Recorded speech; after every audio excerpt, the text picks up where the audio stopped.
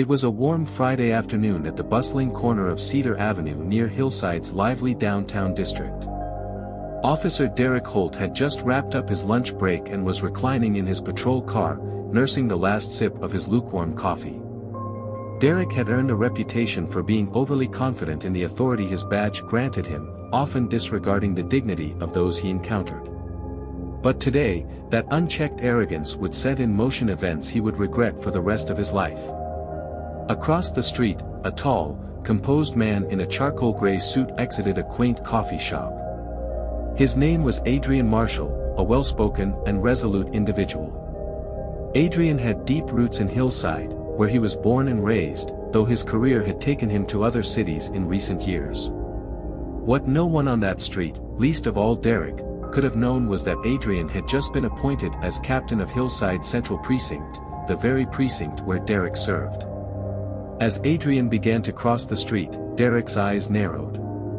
His initial disinterest in the man turned into suspicion, not because Adrian had done anything wrong, but because Derek saw an opportunity to flex his authority. Gripping the steering wheel tightly, Derek's irritation grew as he observed Adrian walking confidently toward him.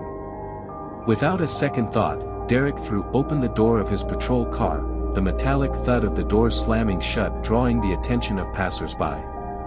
Marching up to Adrian with an air of hostility, Derek blocked his path. "Hey, you! What are you doing around here?" Derek barked, his voice sharp and accusatory. Adrian paused, his calm demeanor unshaken. He glanced at Derek with a composed expression. "I'm heading to a meeting," he replied evenly. Derek ignored the response entirely, his tone laced with disdain. "You look like you don't belong here," he sneered. "Show me some ID." Adrian, keeping his composure, reached into his jacket pocket slowly, careful not to make any sudden movements. "Of course, officer. I'll be happy to provide identification," he said, his voice level and unthreatening. Before Adrian could retrieve his wallet, Derek's temper ignited. "You think you're somebody important?" Derek growled, his voice rising. Without warning, he grabbed Adrian's arm roughly, yanking him closer.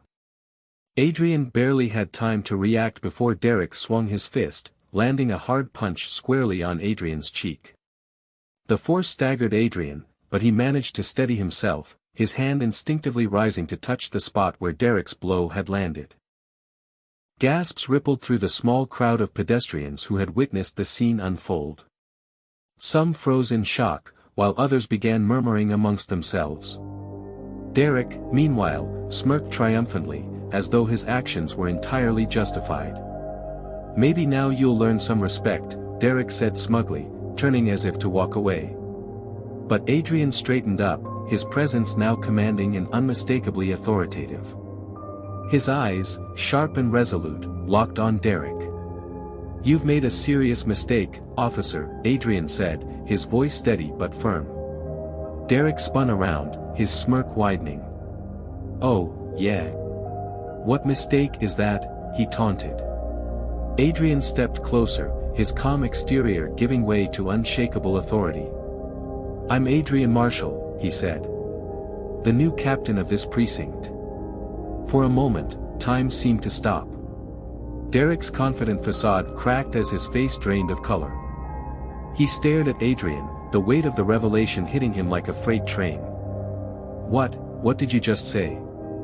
Derek stammered, his voice faltering. "I'm your new captain," Adrian repeated, enunciating each word with precision. "And you just assaulted a superior officer." Derek's smug demeanor dissolved into panic.